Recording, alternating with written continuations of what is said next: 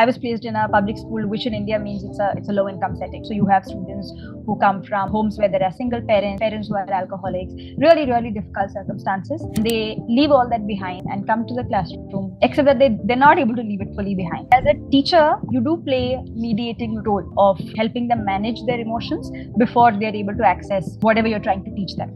Emotional safety and emotional regulation in a classroom is almost a prerequisite in some sense to cognitive learning. If your students don't feel safe and well and able to manage whatever is going on in their minds and hearts, it becomes very difficult for them to learn math or English or anything else for that matter.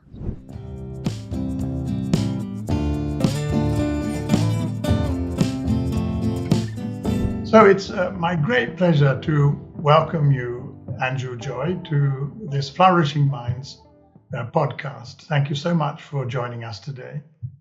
Thank you, Chris. I'm very glad to be here. Oh, it's a pleasure. Anju, we are here to talk about a new project, which I believe is called UMANG, U-M-A-N-G, UMANG, which I think means joy. Am I right? Yes, that's right. Right. So this is really nice. We have Anju Joy talking about joy. I had to make that joke, right? Yes. It's you can't miss that one. It's okay, fair enough. But you are to summarize, you are a social entrepreneur and an entrepreneur in the field of youth and well-being. Would that be a good way of summarizing it? I think so. Yeah, I think my life has taken many twists and turns, but where I've landed upon finally or right now, I think that's a great summary for it. Great. Your life has taken many twists and turns. That is ideal for a podcast. Obviously, we're going to look at some of those twists and turns, which will be great. So that's absolutely fine. Just let me just get into the main part of the interview. But first of all, it's my understanding that you have UMANG, which is going to be the thing we discuss probably most in this. Yes. Because it's sort of what you're proposing to do and so on. But there's also another organization, a company lurking in there somewhere called Kazivu. That's Kazivu. Kazivu. Now, what does that mean? So Kazivu is a word inspired from the language Malayalam, which is my mother tongue. Yeah. There's a word in Malayalam called Kazivu, which is spelled as Kazhivu. That's the transliteration, and that means ability or capability. So that's where the word comes from, and Kazivu really stands for the ability that we all hold, especially children, to realize their full potential. So this is a company aimed at young people, am I right? Is the target is young people? Yes. So we primarily work with teenagers, so 13 to 18 or 19 years old. Right. And the main focus is to help them spend their time well, spend their time productively, because that's something a lot of teenagers, even adults for that matter, struggle with. Mm-hmm. So how do you really sleep on time, eat healthy, exercise regularly, reduce your screen time, whatever your academic or extracurricular goals may be? How do you really spend more time on the things that are meaningful to you? And how do you really build habits that set you up for success in life? So that's the main focus at Kazivu. Right. So it's obviously something I need. We all need it. Yeah. I'm thinking now that I'm 18, I can probably. So we'll come back to that a little bit if we may. But first of all, let me invite you to take a sort of step back and just tell me, how did you get to be where you are now? Let's go through some of those twists and turns. Take me right back to when you were a young woman living with your family and so on and so forth. Where did life sort of begin in that sense? Yeah, so life in that sense began in Kuwait, which is a country in the Middle East. So I was born in Kuwait and I grew up in Kuwait up until the age of 18. Right. So all of my schooling was in Kuwait. And then I came to India to do my engineering. Right. So I did my engineering for 4 years. I graduated. And I think very early on, while I was in engineering itself, I realized that perhaps this might not be what I might end up doing after Right. graduating. Right. I think working with people was something that really interested me right from the beginning. And Right. so as soon as I graduated, I chose to do the Teach for India Fellowship, which Oh, is, I don't know if everybody is familiar with it, but if you're familiar with Teach for America, which is a 2-year fellowship where they place young people in public schools to work as teachers. So it's the India chapter of the same fellowship, so it's Teach for India. Teach for India. Right. And that's where you kind of escaped the logical, mathematical process of engineering, and you went more towards working with people. Is that? That's right. Yeah, I think there's quite a bit of logic and math involved in working with people too, although it's complex and multi-directional. But yeah, in the way that it's used and applied in engineering, I think after my undergrad, I never looked back. Right. Just as a matter of interest, why did you go towards engineering in the first place? Was that to do with what you had studied at school and all of that, or? Yeah, so I did take physics, chemistry, math. I was a science student in school.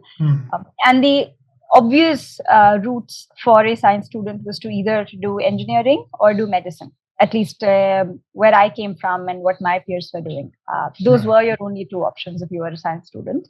Right. And I wasn't too sure if I wanted to do medicine.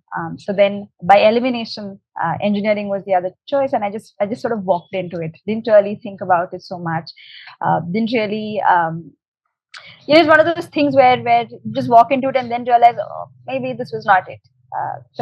Yeah, it wasn't really a logical thought process or a conclusion that was arrived at by any kind of logical thought process. No problem. Well, and of course, families are also important in this, aren't they? They guide you and they have preferences as well. Yeah. I mean, with like I said, I think with most of my peers and even as far as my family was concerned, everybody around us did sort of similar things. So it's engineering or medicine. If you were a student of commerce, you did chartered accountancy. So we had like these really set paths.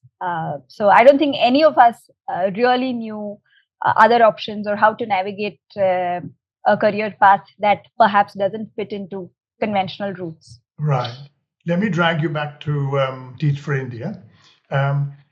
So what happened there? I mean, I do know about the scheme, and I think it's helpful to have made the point about it. It's the Indian equivalent of Teach for America, which is great. What did you do there? Yeah, so I was a fellow, which means that I was placed in a public school in Bangalore in India for 2 years, where I worked as a full-time teacher. So that's what I did. I taught third and fourth graders, and I taught them pretty much everything. I taught them math, I taught them science, I taught them English. Sometimes I taught them environmental studies if the teacher who taught environmental studies was not available. And that's what I did for 2 years. And I think the whole experience taught me a lot about what really happens at the grassroots. Right.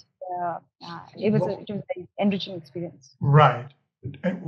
What in particular did it teach you? I mean, I can imagine it was a superb experience, and you know, sometimes very demanding, sometimes probably a little sad, etc. What did it teach you? And actually, I'm really interested to know what it taught you about yourself. So one, I think it confirmed my hypothesis that I like to work with people. So I think I definitely enjoyed the people part of the fellowship, where I had to interact with students, with other teachers, with other fellows. So I think that was wonderful to learn that I do enjoy working with people. I think the other thing, and this is slightly abstract, that the whole experience taught me was how policies percolate all the way down to grassroots. Right? So if you take India or any country for that matter, you have these policies that are formulated, right, by policymakers or intellectuals in the field, because they think that's the best thing for the system, or in education, this is what our students should be learning, and this is what will set them up for success. And by the time it percolates and comes all the way down to schools and classroom, it takes a very different shape and form, and not necessarily always in the way that it was envisioned by the said policymaker. Right? So that was very interesting to observe. What are mismatches there? What are loopholes there? What really happens in a classroom, and how do these policies get translated? Right? So when you're as a teacher, when you're in a classroom, you really, I think, understand what works and what doesn't work, at least for your context, if not for the entire education system. So that was very interesting for me to observe and experience firsthand. Right, absolutely. Now, did you stay? Well, did you stay in education after that, or did you move into another kind of field? What happened next? Yeah, so I think this is the learning that I didn't touch upon, but I think it's relevant right now, so we can talk about it. Is the other big learning that I had from my Digital India Fellowship experience, which is what led me to where I am right now, is how important mental health and well-being is to education, is to learning, is to teaching. Yeah. Right? And I was placed in a public school, which in India means it's a low income setting, right? So you have students who come from homes where there are single parents, or maybe a grandparent is taking care of them. Maybe they have parents who are alcoholics. Really, really difficult circumstances, and they leave all that behind and come to the classroom to learn math or English or whatever is being taught in school. Except that they're not able to leave it fully behind, right? They do carry everything, their background, their experiences, what happened at home the night before, the fight that might have happened between their parents. They bring all of that into the classroom. And as a teacher, you do play a little bit of a mediating role of helping them manage their emotions before they're able to access whatever you're trying to teach them. Sure. Right? Sure. So that I think was a big learning for me, which is emotional safety and emotional regulation in a classroom is almost a prerequisite in some sense to cognitive learning. Right? If your students don't feel safe and well and able to manage whatever is going on in their minds and hearts, it becomes very difficult for them to learn math or English or anything else for that matter. Yeah. So yeah, that happened, and then I decided that I wanted to work at a systems level. So after the fellowship, I moved to working at a policy level. So I worked at a policy think tank based out of Delhi for about 2 years. Right. And largely the work that my team did was with the government, helping them with curriculum reform, sort of larger scale activities. So that happened for another 2 years. And after that is when then COVID happened after that. And by that time, I had realized that mental health well-being is the puzzle piece that I wanted to work on personally. So I transitioned out of education full time. I mean, education is still part of everything I do. Sure. But it's no longer, I think the angle I've taken to how do I put it? To what makes people lead healthy, productive lives has changed slightly, and now mental health and well-being is more of my focus. Right. So for a while you joined the policymakers, actually. Yeah, I did because I thought, okay, maybe now that I've worked at the grassroots, I can influence them because I know what's happening on the ground. So that was really my thinking. Maybe let me go do something there that will help the teachers I was working with. Right. And of course, the center, meaning the central government, is a big old institution, and it takes a bit of changing, doesn't it? Yes. Yeah. Yeah. So was that but overall, was it an interesting experience for you? Was it inspirational or a learning? What happened there?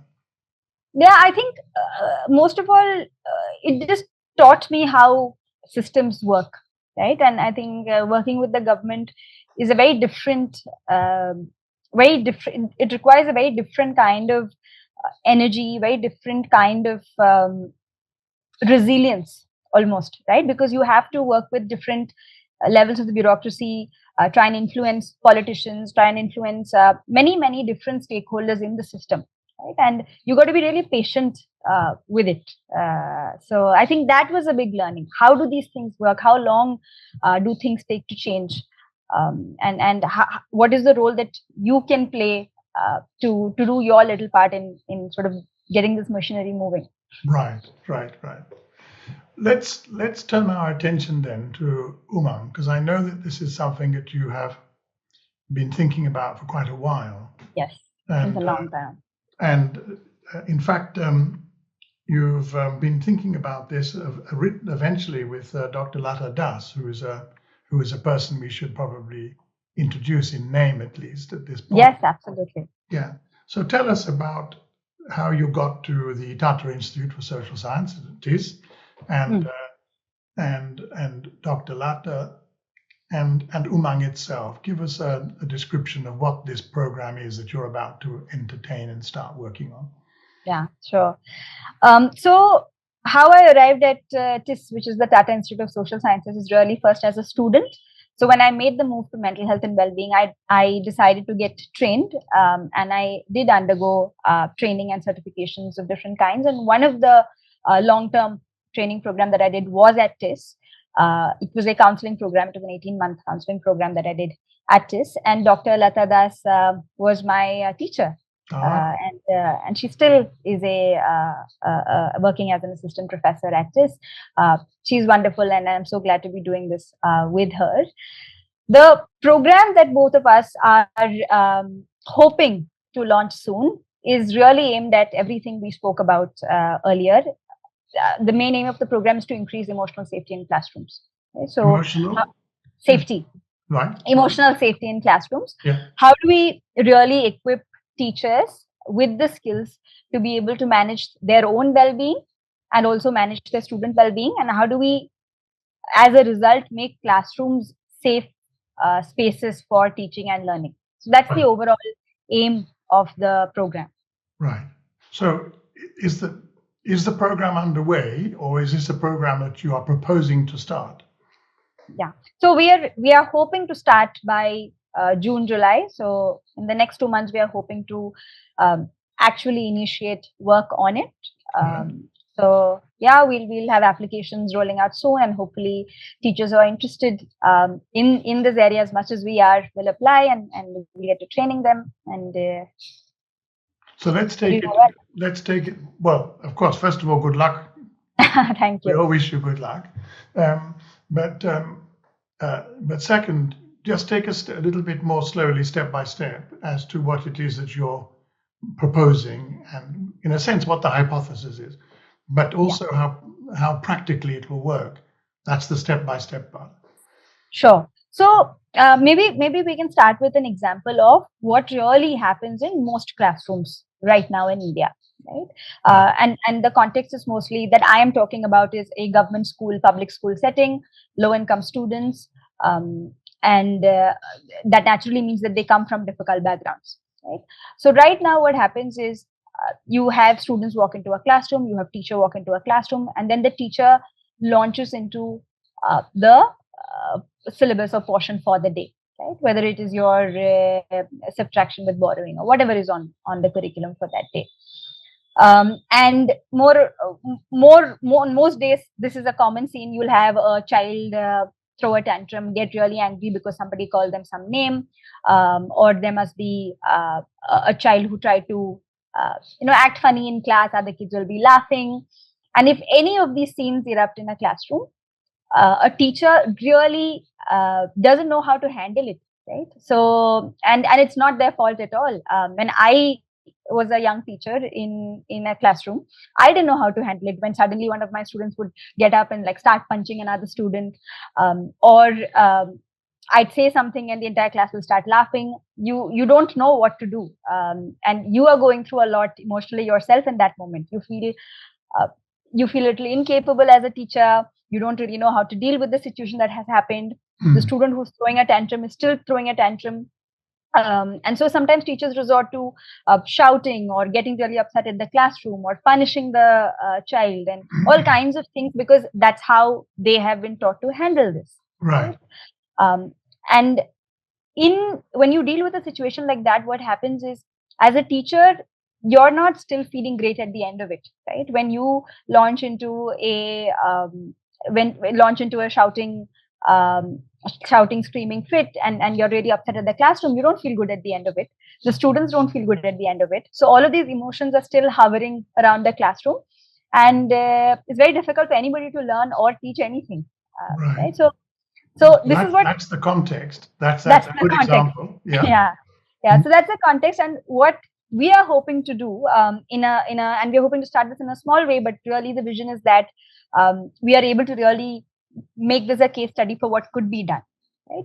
Is how do you in that moment equip the teacher to deal with a student throwing a tantrum, Right. right? And that can be something as simple as there's this micro skill called reflection. I don't know if you've heard of it before, but what it really means is you're just reflecting what you think the child is feeling, right? So just the simple act of saying, you seem really angry right now. Right. And one would think it's the most obvious thing. Of course, the child is angry. The child is throwing a tantrum, right? But the child doesn't know that's what's going on, right? All they know is they're just feeling a bunch of things, and they just feeling really angry and upset at everything, and they might be throwing this, but they don't know. And the moment that somebody reflects that to them, you seem really angry. Now the child is getting a sense of what is going on with them. Oh, I am angry, Right. and then the teacher can, of course, ask.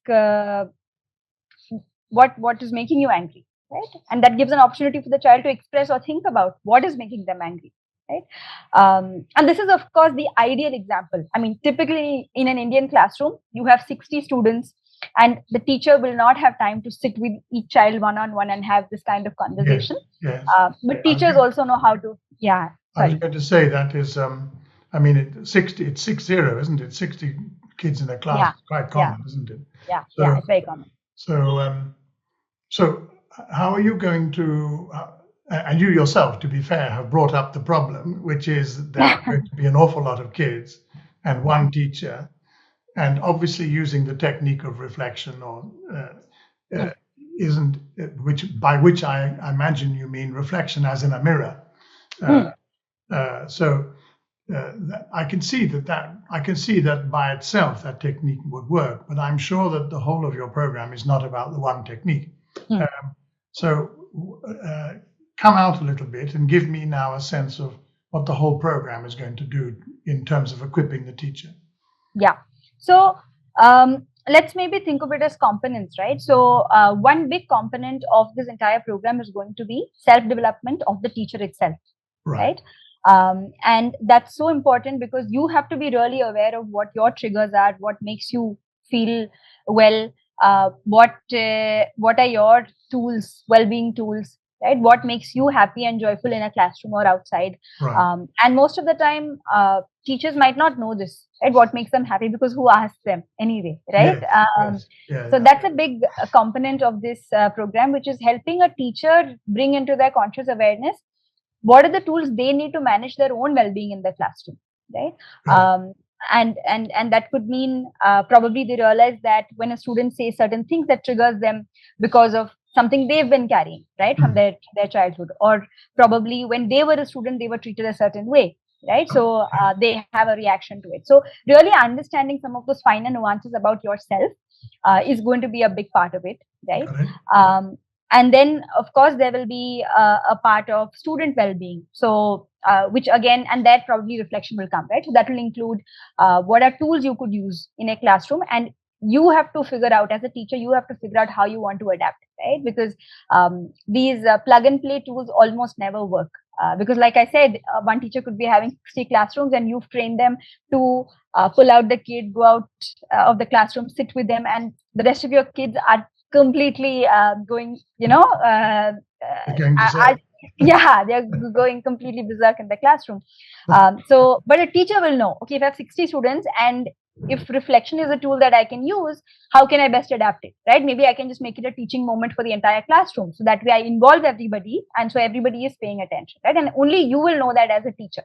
So student well-being is another part of it, which is what are tools you can use, but also really helping teachers understand what is the neurobiology of learning, right? So the fact that you have to feel safe and connected to be able to learn, and that's not something many teachers know. It's not something I knew as a teacher. I learned it very recently in the last 3-4 years, that there is an order to how we access different parts of our brain. And we first need to feel safe. We need to feel connected. And we see it all across in our relationships, right? It's in the relationships that we feel safe and connected, that we are able to learn something from. We are able to teach something to each other. And that applies everywhere. So that's another part. Okay. And then, sorry. No, I was hoping to get to the next part. Yeah. So the next part is, of course, we are also hoping that the teachers will be able to, and it's part of the design that they will be able to do a project of their own, where they can apply everything that they've learned, right, into a project that they feel will work in their classroom and will also help them learn what works and doesn't work in a classroom. So it's completely up to the teacher to pick up what is it that they want to do as a project, and try out in their classroom based on what they've learned. Right. And the project is a child chosen project, or it's a teacher chosen project?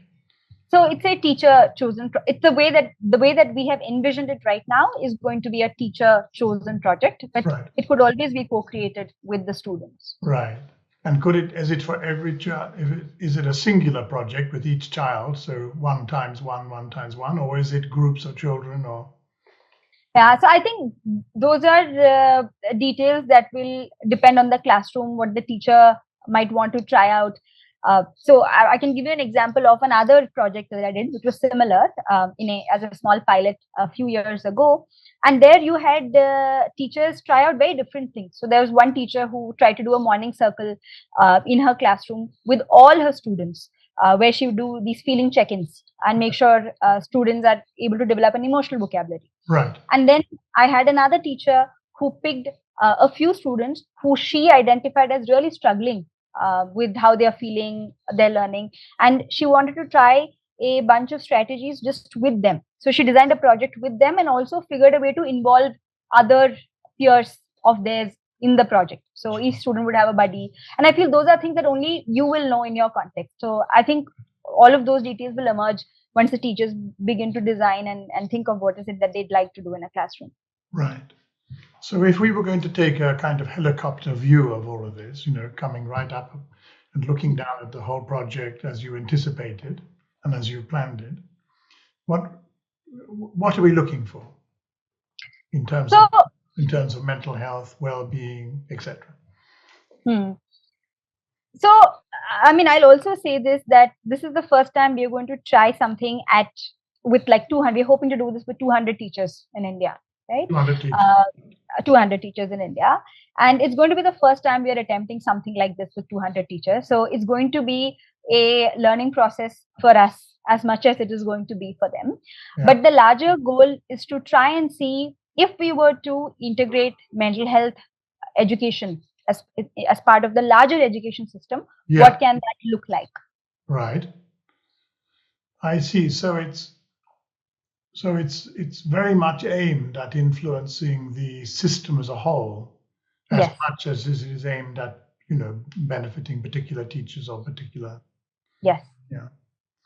Yeah. Okay, that's great. Yeah. So I wanted to move you on and just talk about one of your other things that you're doing. But is there anything you wanted to say just to finish this, the story of UMANG, of Joy, Anju Joy? Do you want to just finish the question, Joy? No, I think it's nothing except that I'm feeling really hopeful and excited about what will emerge out of this initiative. Because like I said, this is something that I have been thinking about and feeling deeply about since many, many years, both from my experiences as a teacher and in my work with other teachers.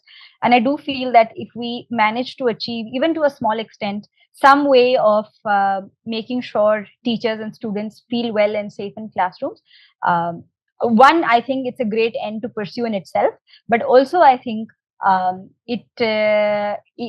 think it's going to have ripple effects on academic outcomes and what kind of students will emerge out of these systems who are then going to contribute towards the country. Right, right.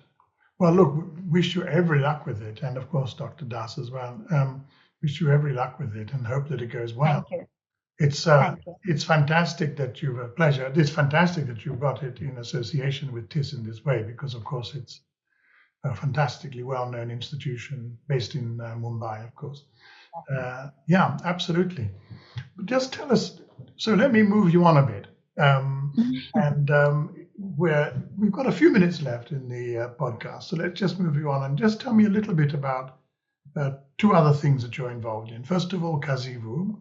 Just give me a quick summary there, because when the listeners to this podcast understand what you're doing, they'll realize that you're quite a busy woman. I know ahead of time, but I realize that you are. Yeah. Yeah. So, Kazivu is a productivity coaching service. I think I mentioned that at the beginning of of our conversation, but maybe it didn't put it quite this way. But what it is, it's really a productivity coaching service to help you lead a successful, happy future, right? Because whether we like it or not, how we feel about the way we spend our time is linked to our well-being, right? On days we feel that I haven't really done anything with my day, right? Right.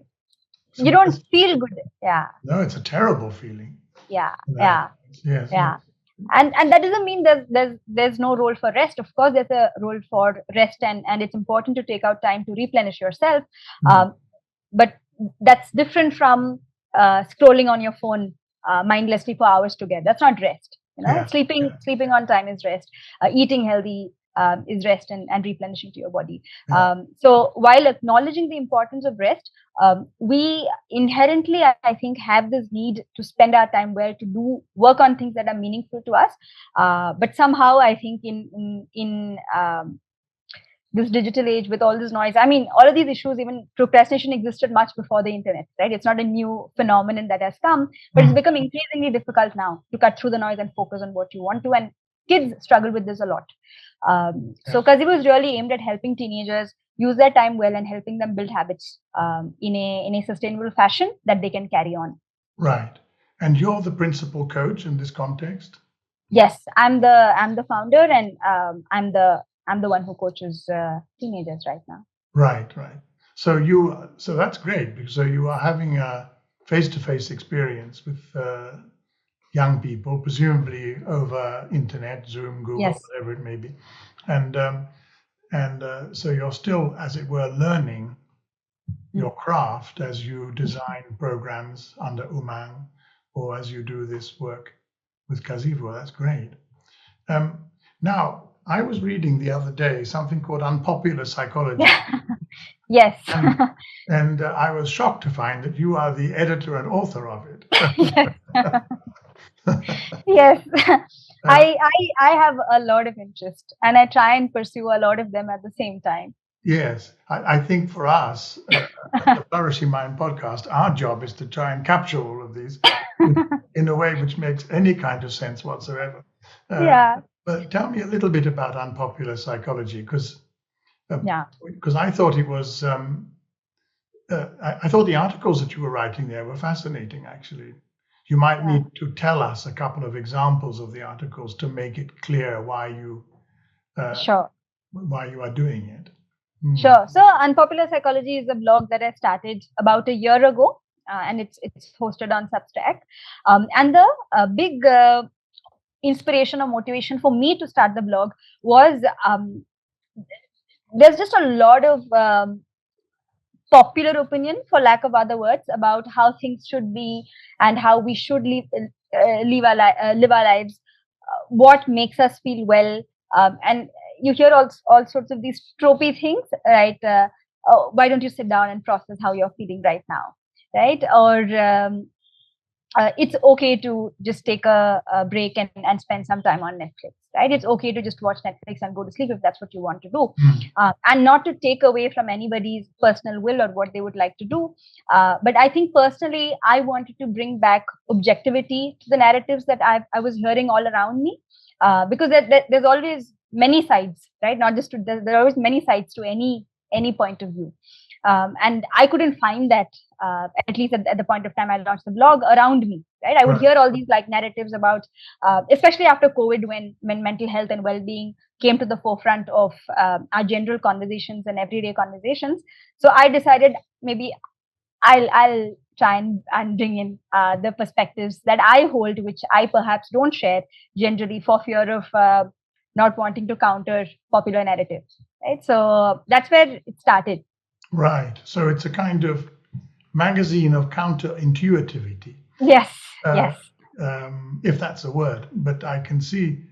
Yes. Give us an example of one of the articles or several of the articles that you've written, just the sort of headings, and so that we kind of get a sense of where because you get quite nitty gritty, don't you? Yes. Yes.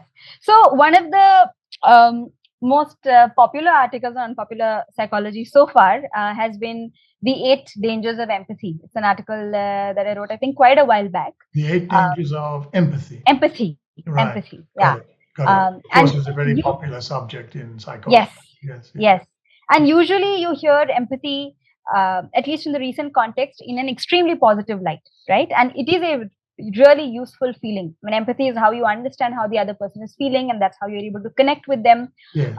And that's how you're even able to do charitable acts, right? Because Right. you don't like other people going through distress. Right. But is there a But but? Is there a but yeah, coming? yeah. But what can too much empathy do, right? Uh, What happens when you see a puppy with 3 legs, or when you see a child who's not able to go to school, when your system is completely flooded with empathy, what happens then, right? yes.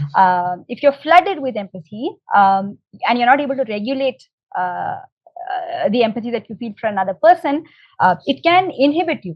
It can inhibit you from taking action. It can inhibit you from staying objective, and it can skew your mental narratives and beliefs in all kinds of ways, right? And that's not something we are necessarily aware of. So Right. I mean, yeah, we talk. So, I mean, I talk a lot about a lot of things in that article, but this is just one example. yes, yes. If I wanted, if other people wanted to get hold of the article, what would they have to do? Oh, not the article, but the magazine. What would they have Yeah, to? they can just go to unpopularpsychology.substack.com. I think that's what it's called. It's on Substack. If you go to Substack and put unpopular psychology, you'll find it. So you said was it Substack? Yes, Yeah. SUBSTACK. Right, and that's It's where a you are blogging lodging. platform. That's where you're Yeah, lodging the yeah, unpopular psychology. Okay, and if yeah. people wanted to talk to you or get to understand more about UMANG or approach you about Kazivu, how would they get in touch? Yeah, I'm happy to share my email ID, which people can always feel free to drop in a line about anything they'd like to Okay, discuss. Great. so why don't you just say it to us now? Yeah, so it's anjugracejoy@gmail.com. Anju, ANJU, yeah, ANJUGRACEJOY @gmail.com. perfect. So it's your full name, That's my Andrew full Joyce. name. Yeah, Joyce. Andrew Joyce Grace? No, Andrew Grace Joy. Grace Joy. Yes, yes. I was just, It is a mouthful. yeah. Now I'm just confusing everyone. Andrew Joyce at gmail.com. That's perfect. Yeah. So look, Andrew, I wanted to say thank you ever so much for a wonderful interview. I'm amazed. We've already got to time, which is amazing. We've just galloped through, haven't we? And if you had to sort of if you had to give advice to young people who want to go into mental health or well-being, what would you say to them? I think, sorry, go ahead. Yeah, I was only just going to underline what I'd asked. Just how would you? What are the kind of first steps that they should take? I think I can talk about what I did. Right, when I discovered this is what I wanted to do, I think there are two parts to it. One is you have to kind of search inwards, and what I mean by search inwards is try and understand why do you really want to be in this field. Because mental health and well-being, like any other field, is not very easy to spend time in. So now, of course, a lot of people are talking about mental health and well-being, but if it's something that you're going to do as your full-time work, it is going to require a lot of time and energy from you. So do you have it in you in some sense to spend how many ever years, right, whether it's 5 years or 10 years, really committing to the space, and being willing to put in the time and effort? And for that, you really need to understand why is it that you want to be in this space, because your why is going to be your guiding North Star always, right? Because there are going to be days when the work is not necessarily all that exciting, right? Yes. There are going to be days when you'll be doing some really random admin work that's not necessarily core mental health, right? Yes. But that's part of any work, and if you're willing to get through those days, that's because you know what your why is, right? So I'd say one is that search for what is it, what motivates you to get into this space. And the other part that I did was do a lot of research into where in mental health do you want to work in. Right? Mental health is a very broad area of work. Yes. Like, I mean, I like to work with schools. I like to work with students. I also work with teenagers separately in a very different capacity. That's more preventive and helping them use their time well.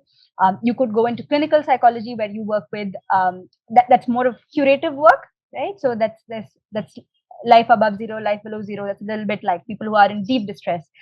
So you got to really do your research and understand what are the different areas of work that are there in mental health, and figure where do you want to start. You can always change later, but I think try and understand where do you want to start. And so if you have a strong why and you know where is it that you want to start, I think the rest of the navigation shouldn't be too hard. Great. Thank you for that. Well, look, once again, thank you ever so much for joining us. Thank you, Chris. It's been lovely.